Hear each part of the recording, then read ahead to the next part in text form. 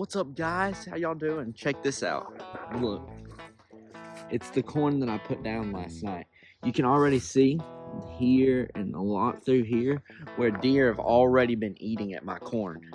So I think today we should try to check the trail cameras, and maybe I want to walk to the woods. And it is early in January, but I'm gonna see if I can try to possibly find maybe some early sheds. You don't know what you're gonna find in the woods all the time, so we're gonna try to look, and maybe we'll see something.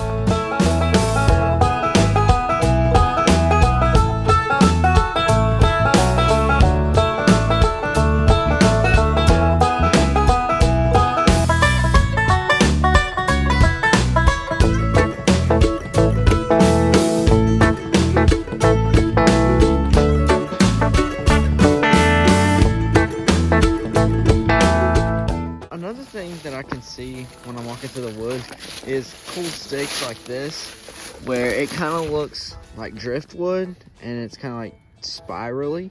I kind of like that pattern because I like to make plaques for Euro mounts, and seeing cool stuff like that, it's like cool designs, but it also looks natural at the same time. So I like seeing things like that. So something you want to do when you're shed hunting, and I'm not really doing it at the right time. I'm doing it actually pretty early. It's January the 12th in North Carolina, and you're not very likely to see a shed at all. Actually, most deer are probably not going to shed, as the Georgia season just kind of ended. So you're not really gonna see any sheds probably. You might have some lucky cases where a deer has shed, but it's also extremely rare. But also to see one on a path is also very rare, especially since deer move a lot, and there's a very low chance that you're gonna see it in just a short area that you're walking. So you want to have like long paths that you can walk, but one of the main things is you want to do it at the right time. Now, there's no really exact time to go shed hunting, but if you do shed hunt, you want to do it anywhere from the beginning of January all the way to March. And sometimes it could even be longer than that, as some deer may shed later, and sometimes they may have already shed and the sheds haven't been found, or they haven't been eaten up by critters like squirrels. Another factor that makes shed hunting pretty hard is that the sheds pretty much look like sticks.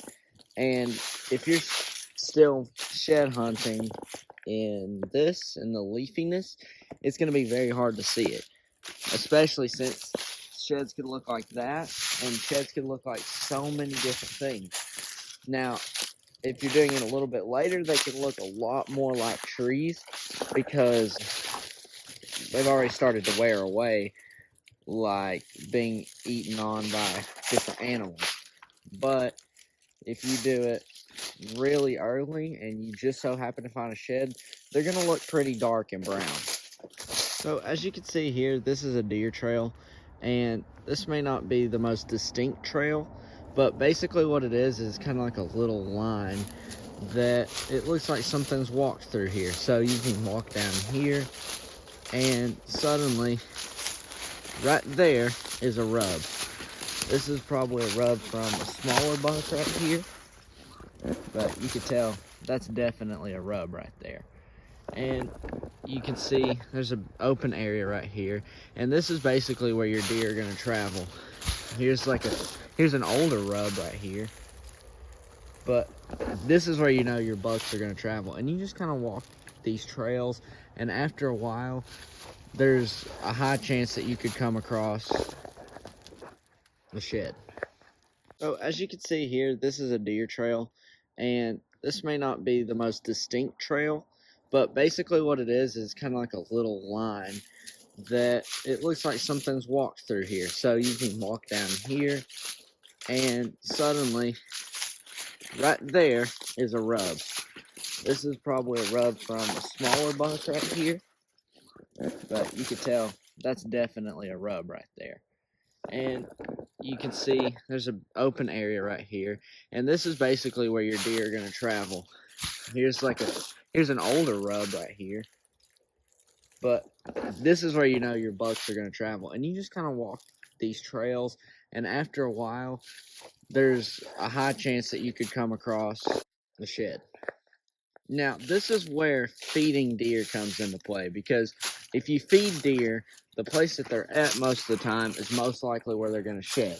So if they're walking through the woods a lot, let's say you're on public land, then you're going to have to follow those trails to look for sheds. Now, if you're feeding deer and you constantly have feed for them out, it's going to be a high chance that you're going to have deer around a lot. So if they're there, if they're around your corn pile, then you might want to be checking it too, because there's a lot of cases where deer will shed anywhere from right next to the corn pile to 50 or 60 yards away from it, guys. Now, this is something really, really cool that we just came across. That looks to be a dead bear, or it could definitely be a coyote or something.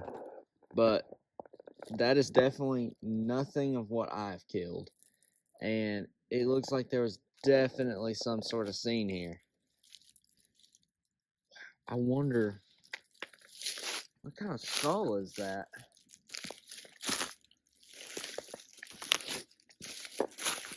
That could... the teeth look too sharp to be a fawn.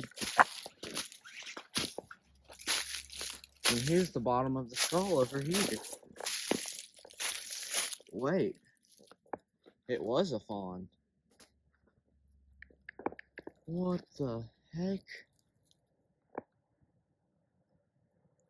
I've seen a lot of coyotes, and I've seen of quite a few foxes too. I actually saw foxes personally, and this could very well be the result of one of those two animals. There's also bears up here too.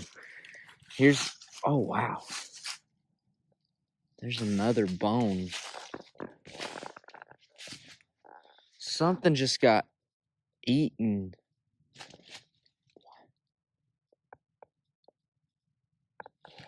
So guys, I've been shed hunting here for about an hour now, and haven't really seen anything other than a deer skeleton that was absolutely torn apart. And after looking around for a good while, I saw some pretty good trails, but I didn't see any sheds.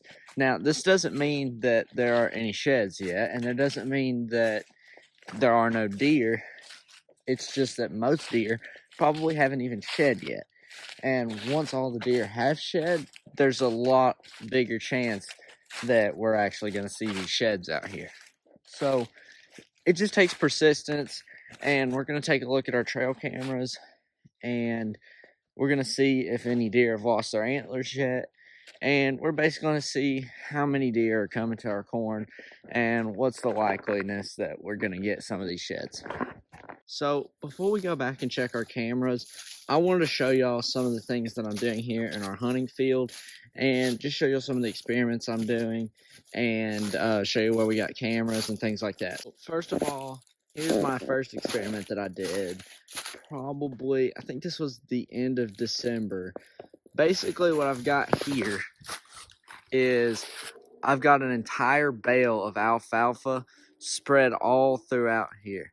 Now, I heard that alfalfa is a consistent food source for deer, and though I'm not seeing a lot of progress on it, I'm not seeing, that very much deer have been here eating it. I am seeing that they have eaten quite a bit, because there's definitely a lot gone from when I set this out. So, I've got a camera down there. You can probably see it. And I just set it out the other day. Now, I did see on one of my cameras that I had deer coming to it, and I saw a coyote too. Actually, my biggest deer that I have actually did come through here once, but after that, it's really not consistent. Though throughout the summer, I do want to work with all of this, and even through here. And what I'm going to do is we're going to till all of this cut down a few of these trees, and we're going to be planting stuff all throughout here for the deer, which I'll be able to use quite a bit during bow season. And that brings me to my next thing. This is my deer blind. Now, it's not really a perfect deer blind. It works very well. I've seen a lot of deer in it. Haven't killed anything in it yet.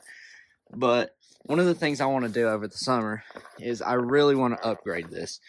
And I think there's a lot of potential for this. I want to add, like, I've seen systems where you can tie a string to glass and have a sandbag and pull it and it opens it quietly. But I also want to be able to close the glass so that I can keep it warm inside here when it gets really cold.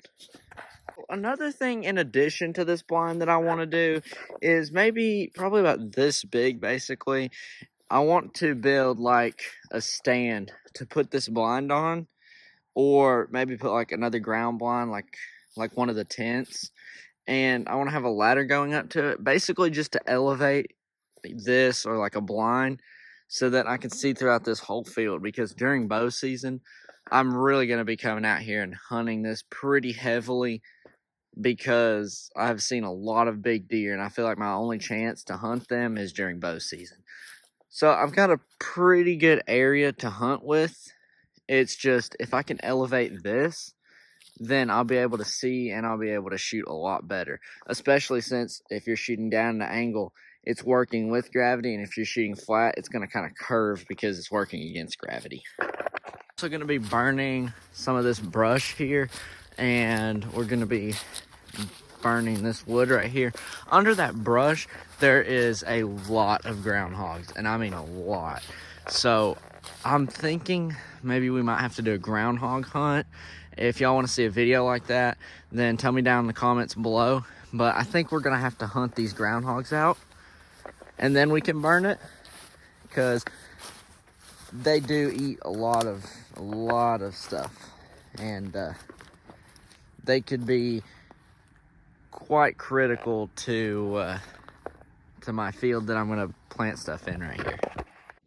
Alright guys, so we just now made it back, and we're gonna check our cameras to see what we had on the camera and what we're eating our corn. So first of all, we had some doe show up. Okay, so we have a spike here. He's got some odd looking antlers. I think this one on the left is curved and the one on the right is straight. Then in the middle of the night, this guy came. He came at 9:59. He's got like a cut on his back. He's a nice buck. He's I think 7-pointer. I've seen him before. Maybe if he'll quarter towards. Let's see. Okay. 1, 2, 3, 4, 5, 6, 7. Yeah, he's a 7-pointer. He's a nice looking buck. He might be good in a couple years.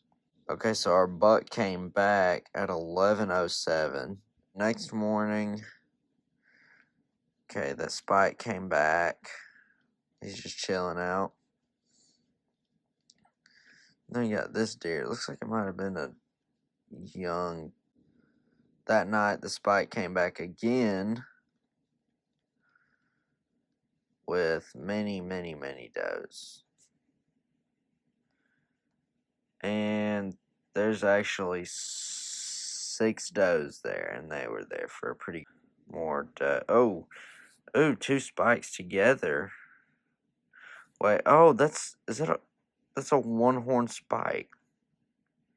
He's got 1 antler. Okay, there's a small 3. That's the 3-pointer. And we have that young deer. Looks like it might have been a young buck that shed. I think it is because of that head shape. Okay, that afternoon we had some more does.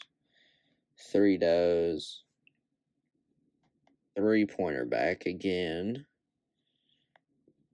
Okay, so you can really tell that these bucks are starting to travel together. You've got 3 bucks all together. You've got this one, which I think is a 6-pointer. Yeah, it's a 6-pointer. you've got the spike back there, and then you've got another buck back there. So they're all traveling together, the young bucks. So they're starting to get in their bachelor groups. Those same bucks just kept coming through there. Pretty fat for a young deer. Could be bad genetics. Okay, so these two were fighting. Those two. Okay, so they're still kind of a little ruddy.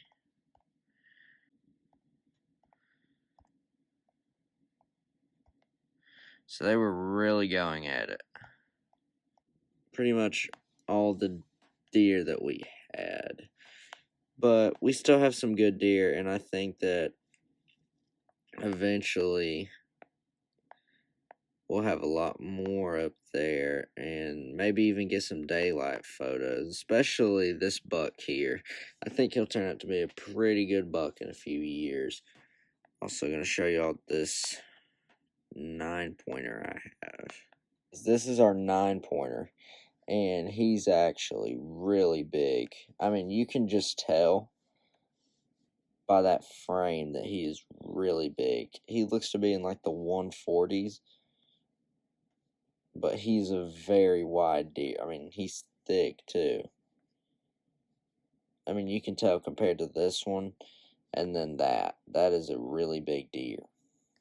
So I'm hoping that he'll survive until next year, and he'll have even bigger antlers, and maybe we can even get a shed this year. So.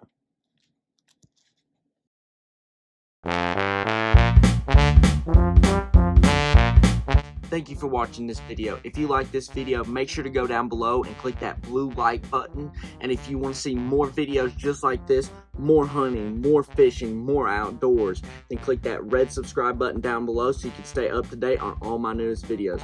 Y'all have a good one and have a blessed day. God bless you.